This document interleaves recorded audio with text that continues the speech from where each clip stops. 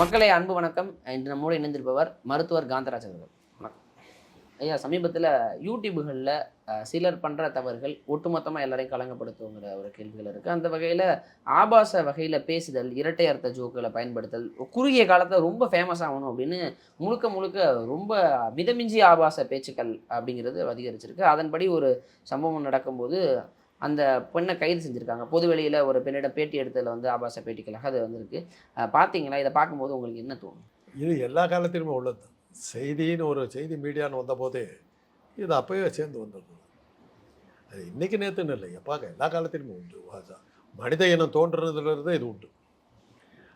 என்னைக்கு செக்ஸை மூடி மறைச்சிங்களோ அன்னையிலேருந்து அதை தேடுற ஆசை வந்து மனுஷங்களுக்கு ரொம்ப அதிகம். இவ்வளோ பெரிய ஜனத்தொகை எப்படிங்க வந்தது? அதாவது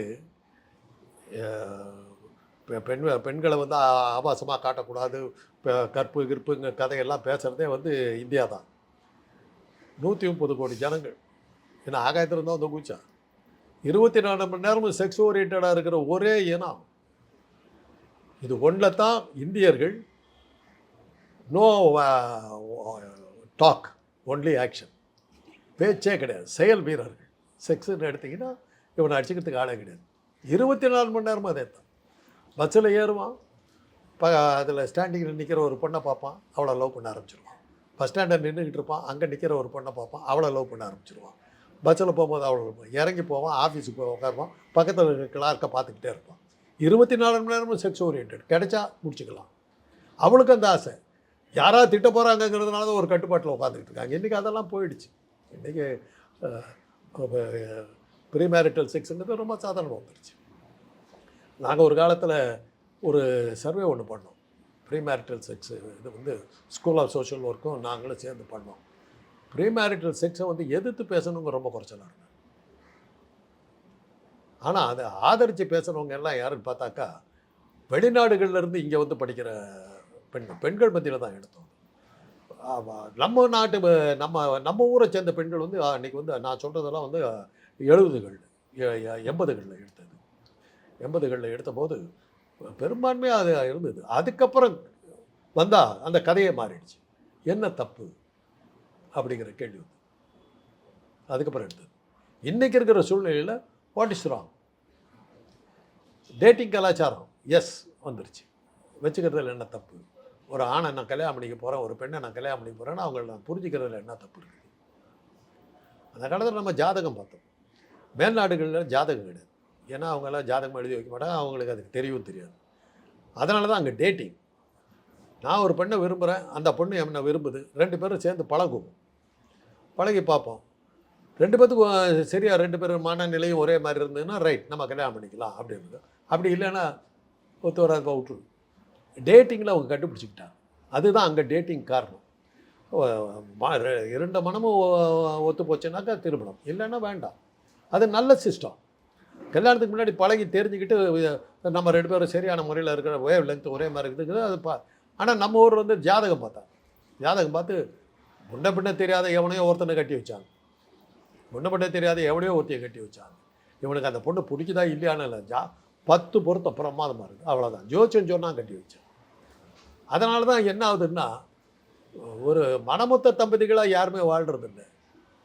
டைவர்ஸுக்கு நம்ம பண்ணாக்கா சமூக புறக்கணிப்பு இதெல்லாம் நடக்குதுங்கிற காரணத்தினால தான் பல பேர் டைவர்ஸ் பண்ணாமல் இருந்தாங்க. இன்றைக்கி டைவர்ஸ் ரொம்ப சாதாரணமாக போனதுக்கு என்ன காரணம்னா பெண்கள் முடிச்சுக்கிட்டாங்க. ஆகாத புருஷனோட வாழ்கிறத விட அன்றைக்கே ஔவையார் சொன்னாங்க, கூறாமல் சன்னியாசம் கொள்ளும். ஔவையார் 1000 வருஷத்துக்கு முன்னாடி சொன்னான். அவன் கொஞ்சம் கூட உன்னோட ஒத்து வராமல் மூஞ்ச காட்டானா கூறாமல் சன்னியாசம் விட்டுட்டு போடான்னு ஆம்பளைக்கு சொன்னான். இன்றைக்கி பெண்கள் அதை எடுத்துக்கிட்டாங்க. இன்றைக்கி அது வந்து டைவர்ஸுங்கிறது சாதாரணமாக போயிடுச்சு. காரணம் பெண்கள் முடிச்சுக்கிட்டாங்க. ஆகாத புருஷனோட வாழ்கிறத விட நம்ம தனியாக இருக்கிறது நல்லது. ஏன்னா அவங்களுக்கு வந்து பொருளாதார சுதந்திரம் வந்துருச்சு. இந்த சூழ்நிலையெல்லாம் வந்ததுக்கு பிறகு இப்போ நீங்கள் சொல்கிறீங்களே, இந்த பரபரப்பு செய்திகளுக்கு எல்லாத்துக்கும் போகிறதுக்கு எல்லாம் தயாராகிட்டாங்க. அந்த காலத்துலேருந்து இது உண்டு. இப்போ செய்தி பத்திரிகைகள் வந்தபோது தமிழ் பத்திரிகைகள்லாம் குறைச்சல் வரும், ஆங்கில பத்திரிகைகள்லாம் வந்து அப்புறம் தமிழ் பத்திரிகைகள் வர ஆரம்பிச்சு. தமிழ் பத்திரிகைகள்லாம் ஆரம்பத்தில் சில பத்திரிகைகள் வந்து செக்ஸ் தான் வச்சுருந்தாங்க, கவர்ச்சி படம்னு போடுவாங்க. வாரம் ஞாயிற்றுக்கிழமைகளும் ஒரு படம் வரும் விளம்பர யுக்திக்காக. அதப்பா அந்த கவர்ச்சி படத்துக்காக வாங்கினது வாங்கினது வாங்கினது. ஒரு பிளிட்ஸ்ன்னு ஒரு பத்திரிக்கை வரும், வார பத்திரிக்கை. அதில் ஆர்கே கராஞ்சான் அவருடைய ஆசிரியர். அவருடைய அரசியல் கட்டுரைகளை அடிச்சுக்கிறதுக்கு இன்றைக்கி கூட யாரும் கிடையாது. அந்த அளவுக்கு அற்புதமான ஒரு அந்த தத்துவார்த்தமான ஒரு தத்துவ ரீதியான ஒரு வாதங்களில் வந்து அவ்வளோ பிரமாதமாக இருக்கும். அத்தனை பேருமே வந்து பிளிட்ஸினுடைய கருத்து என்னங்கிறத பார்க்குறதுக்கு இருந்தாங்க. அந்த பத்திரிகையில் கடைசி பேஜில் லாஸ்ட் பேஜில் போடுவாங்க ஒரு கவர்ச்சி படம். அதுதான் காலாகாலமாக உள்ளது. இது அதை விட நீங்கள் சங்க இலக்கியத்துக்கெல்லாம் போனீங்கன்னா, சங்க இலக்கியத்துக்கு அப்புறம் வந்தது கலிங்கத்து பரணி, பிற்காலத்தில் வந்தது.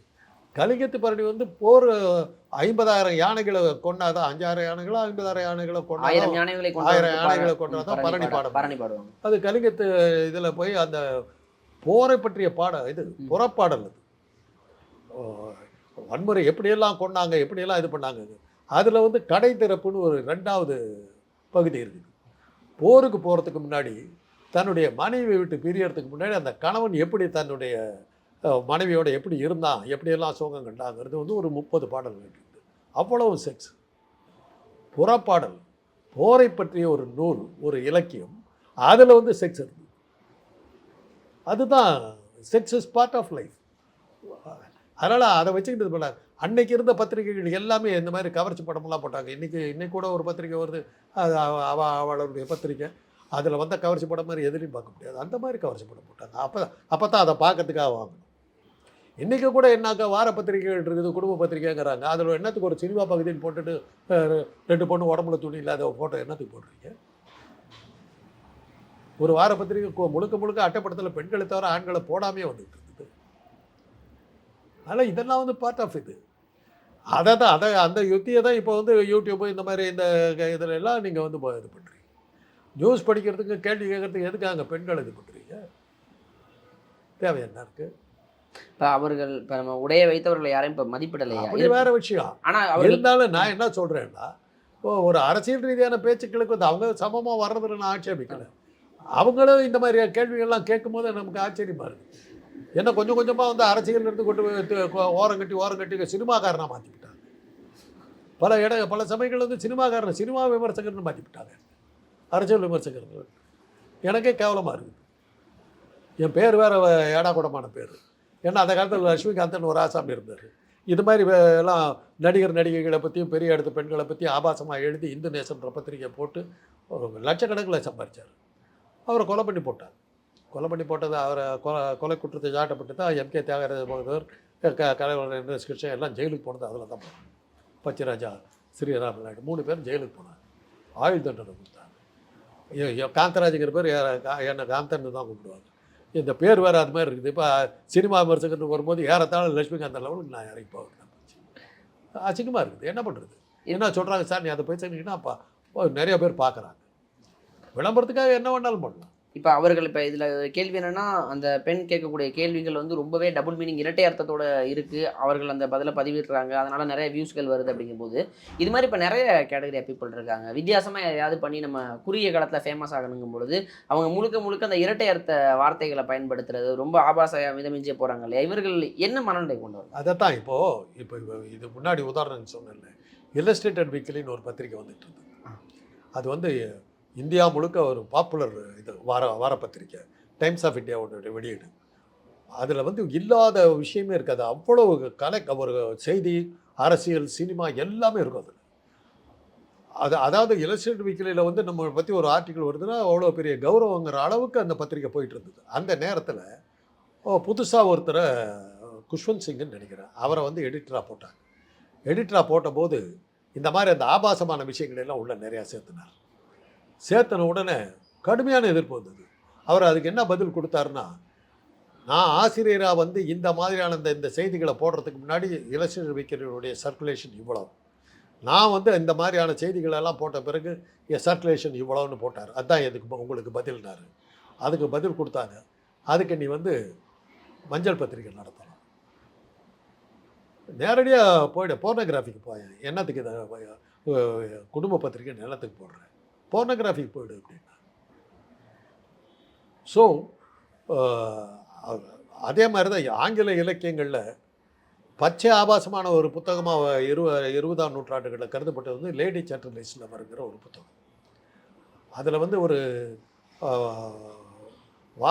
பக்கவாதத்தினால் பாதிக்கப்பட்ட ஒரு பெரிய பணக்காரனை அந்த ஒரு வேலைக்கார பொண்ணு கல்யாணம் பண்ணிக்குவான்.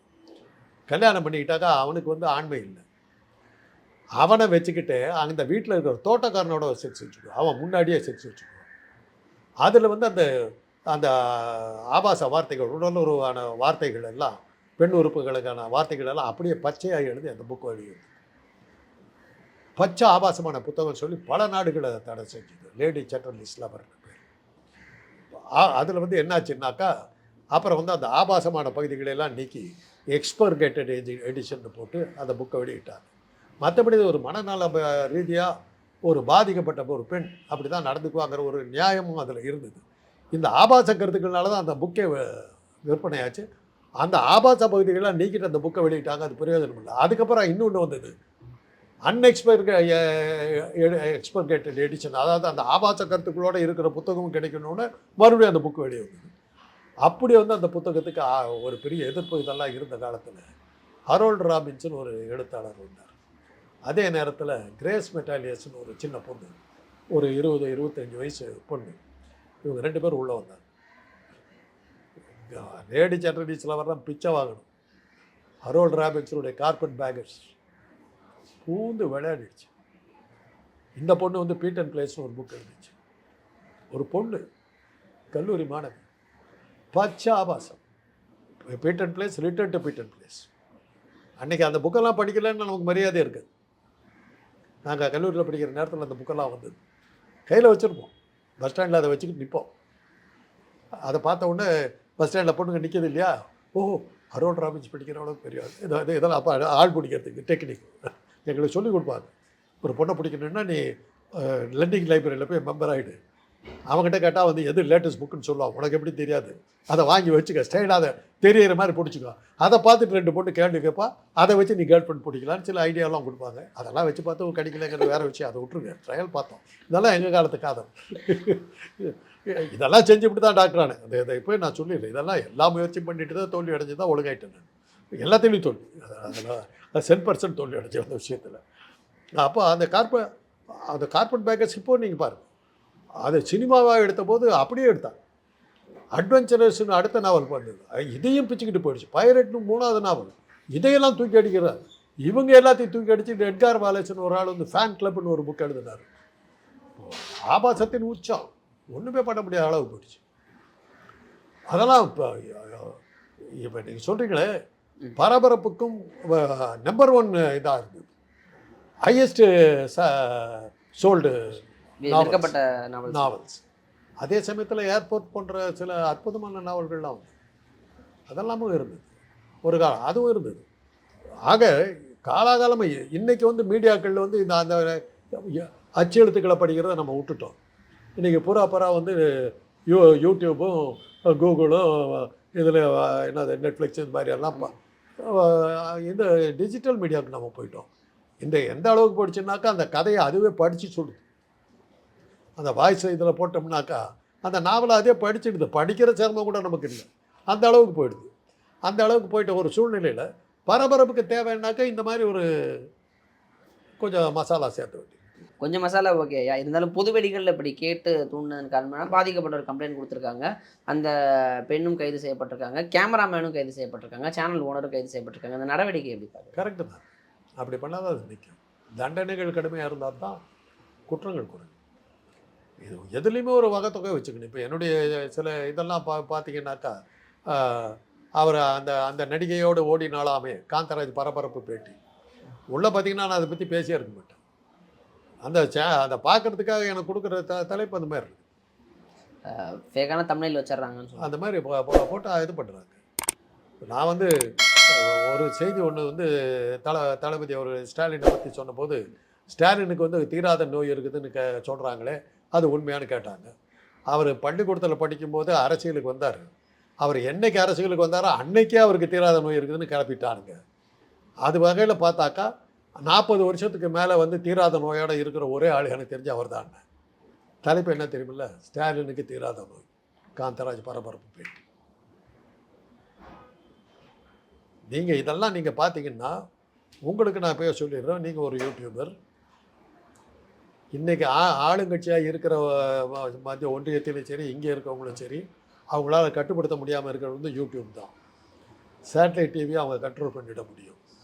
மின்சாரத்தை தடை செய்தாலோ, சேட்டலைட்டை வந்து பிளாக் பண்ணாலோ, சேட்டலைட் டிவியால் ஒன்றுமே பண்ண முடியாது. அந்த இவங்களெல்லாம் உடனே பிடிச்சிடலாம், அந்த ஒளிபரப்பையை தடுத்துடலாம். ஆனால் உங்களை ஒன்றும் பண்ண முடியாது. அதுக்கு என்ன பண்ணிட்டாங்கன்னா, இவங்களே கிளப்பி விட்டாங்க.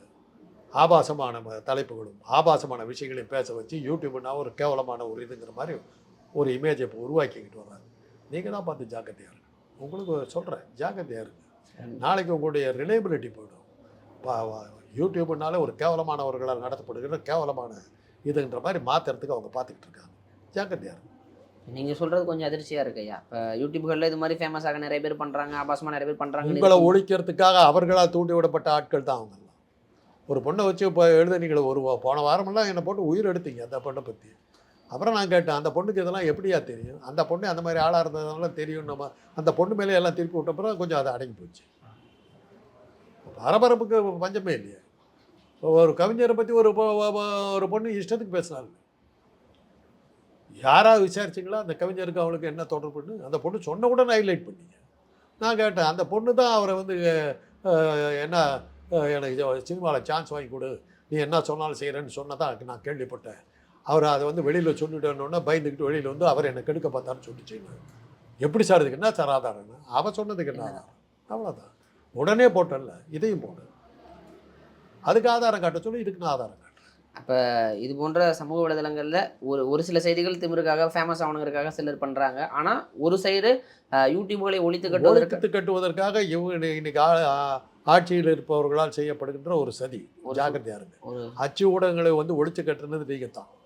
அவங்க எல்லாருமே சேர்ந்து உங்களை வந்து டார்கெட் பண்ணுறாங்க. இந்த மாதிரியான ஆபாச செய்திகளை சில பேர்களை வச்சு இது பண்ணி இதை வந்து ஒரு கேவலமான ஒரு மீடியா அப்படிங்கிற மாதிரி பண்ணி உங்களுடைய ரிலேபிலிட்டியும் உங்களுடைய கௌரவத்தையும் கெடுக்கிறதுக்கு அவர்கள் செய்துக்கிட்டு இருக்காங்க. ஜாக்கிரதையாக இருக்கும். அவ்வளோதான் நம்ம சொல்ல முடியும். அதாண்டி ஆனால் இது மாதிரி ஆபாச செயல்களில் ஈடுபடுற தூண்டுறவங்களை கைது பண்ணுறதுங்கிறது சரியான நடவடிக்கையாக பாராட்டுறாங்க. எந்த தப்பு. நேரம் கொடுத்ததற்கு நன்றி.